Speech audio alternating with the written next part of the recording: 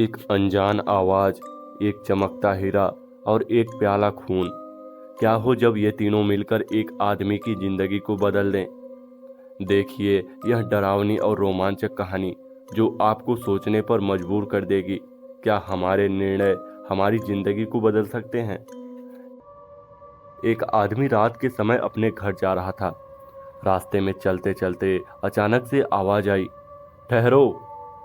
आवाज सुनकर वो रुक गया। उसने पलट कर देखा मगर कोई उसे नजर नहीं आया।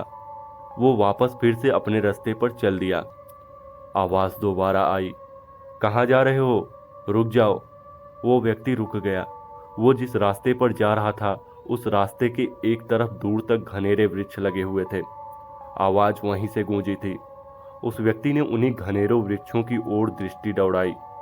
तभी वहां से आवाज आई, घबराओ मत, तुम्हें कोई नुकसान पहुंचाने के लिए नहीं रोका गया है, बल्कि इसमें तुम्हारा ही फायदा है। पर तुम मुझे दिखाई क्यों नहीं दे रहे हो। फिक्र मत करो, बहुत जल्दी मैं तुम्हारे सामने प्रकट हो जाऊंगा। तुम मुझे अपना नाम बताओ। मेरा नाम सुभाष गार्ड है। सुभाष, ध्यान से देखो उस जमीन को जो तुम्हारी आंखों के सामने है। उस जमीन के किसी एक हिस्से पर तुम्हें कुछ चमकता नजर आएगा। उसने वैसा ही किया जैसा कि उसने कहा, यानी उसने अपनी आंखों के सामने वाली जमीन पर नजर दौड़ाना शुरू कर दिया। अचानक उसकी नजर जमीन के एक ऐसे हिस्से पर पड़ी जहां कुछ चमक रहा था। ऐसा लग रहा था जैसे कोई हीरा चमक रहा हो। वो झट से उस चमकते हीरे की ओर भागा। जब वह हीरे तक पहुंच गया तो उससे कहा गया कि यह चमकती हुई चीज हीरा है, तुम उसे उठा लो।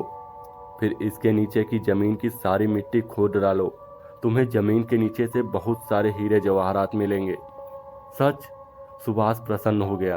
उसने चमक रहा हीरा उठाकर अपनी जेब में रख लिया। फिर जल्दी जल्दी वो वहां की जमीन से मिट्टी खोदने में जुट गया। लगभग 2 फुट गहरी मिट्टी खोदने के बाद वो बुरी तरह डर गया और चीख मारकर अपना स्थान छोड़ने को विवश हो गया, क्योंकि गड्ढे में बहुत डरावना चेहरा दफन था। शायद किसी ने गर्दन काटकर सर वहां दफना दिया था। गड्ढा खुद जाने के बाद वह कटा सर हवा में उड़ने लगा। उसने सुभाष से कहा, डरो मत, मैं तुम्हें कोई नुकसान नहीं पहुंचाऊंगा। मैं तुम्हें बहुत सारे हीरे जवाहरात भी दूंगा। इतना खजाना दूंगा कि तुम्हारी नस्लें दर नस्लें घर बैठकर खाएंगी। उसकी बातों से सुभाष के मन का भय तो खत्म हो गया, मगर उसे घबराहट बराबर हो रही थी। अब तुम ध्यान से सुनो, मैं जिस तरह चलूं तुम उसी तरफ मेरे साथ आओ। ठीक है, सुभाष ने कहा, और फिर वो डरावना चेहरा पश्चिम दिशा में बढ़ने लगा। सुभाष उसके साथ साथ पश्चिम दिशा में चलता रहा। लगभग 1 किलोमीटर तक चलने के बाद वो कटा सर रुक गया। सुभाष भी रुक गया। उसने सुभाष से कहा, इस जगह की मिट्टी खोद लो, हीरे जवाहरात यहीं गड्ढे में हैं। इस जगह की मिट्टी खोद लो, हीरे जवाहरात यहीं गड्ढे में हैं। अच्छा, सुभाष खुशी से उछलकर बोला। फिर उसने जल्दी जल्दी वहां की मिट्टी खोदना शुरू कर दी।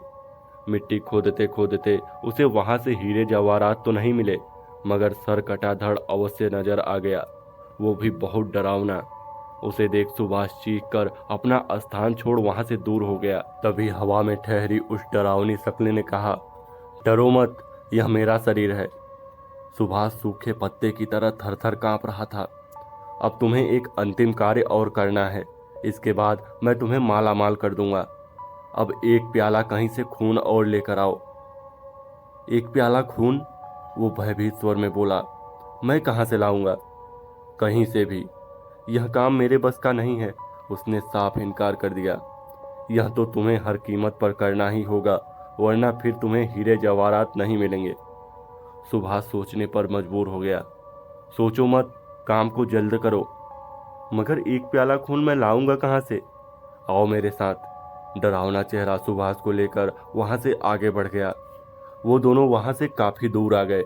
वहां पर उन्होंने देखा कि रास्ते में एक व्यक्ति जा रहा है। उसी समय डरावनी शक्ल ने कहा, इस आदमी का खून ले लो। मगर कैसे? इसके शरीर का कोई भी अंग काट दो, लेकिन यह मुझे देख लेगा। अगर इसने मुझे पहचानते हुए पुलिस में रिपोर्ट कर दी तो मुसीबत हो जाएगी। तो फिर एक काम करो, क्या इसे जान से मार दो? नहीं नहीं, सुभाष डर गया। क्यों? यह मुझसे नहीं होगा। कोशिश करो, सब होगा। नहीं, मैं इसे नहीं मारूंगा। तुम्हें इसे मारना ही होगा। मैं किसी कीमत पर इसे नहीं मारूंगा। अगर तुमने इसे खत्म नहीं किया तो ध्यान रखो, मैं तुम्हें इतनी बड़ी मुसीबत में फंसा दूंगा कि पूरे जीवन बैठकर रोओगे। मुझे माफ कर दो, मैं इस आदमी को नहीं मार सकता। सुभाष गिड़गिड़ाने लगा। जल्दी करो सुभाष, कहीं ऐसा ना हो कि किसी और की मुसीबत तुम्हारे गले पड़ जाए। पर तुम एक प्याला खून का करोगे क्या? मैं एक प्याला खून की बगैर जीवित नहीं हो सकता। मुझे जिंदा होने के लिए एक प्याला खून हर कीमत पर चाहिए। सुभाष सोचने लगा। देर मत कर मूर्ख, डरावनी शक्ल ने क्रोधित स्वर में कहा। जल्दी जाकर उसे खत्म कर। इसी के साथ डरावने चेहरे ने जादू से सुभाष को एक खंजर व एक प्याला दिया। खंजर संभाल सुभाष उस व्यक्ति की ओर बढ़ा जो रास्ते से गुजर रहा था। शीघ्रता के साथ सुभाष ने उस व्यक्ति का गला काट उसे खत्म कर दिया। इसके घाव से बहते खून का प्याला भर वह डरावनी शक्ल के पास आ गया। डरावना चेहरा प्रसन्न होकर उसे अपने साथ वापस अपने शरीर के पास ले गया। वहां पहुंचकर बोला, इस खून को मेरे शरीर में डाल दो। उसके कहे अनुसार सुभाष ने खून को उसके शरीर में उड़ेल दिया। इसी के साथ शरीर उठकर खड़ा हुआ और तुरंत कटी गर्दन उस पर जुड़ गई। वह तो एक भूत तैयार हो गया था। अब सुभाष की हालत खराब होनी शुरू हो गई थी। उस भूत को देख वो बहुत घबराने लगा था। भूत ने उसका उपहास उड़ाने जैसे मजाकिया अंदाज में उसकी तरफ देखा, साथ ही डरावने ढंग में कहा, खून का एक प्याला मुझ पर उड़ेल कर तूने अपनी ही नहीं बल्कि पूरे शहर की मौत को दावत दे डाली है। इतना सुन सुभाष के शरीर से पसीना आने लगा। वो तुरंत अपना स्थान छोड़कर वहां से भागा।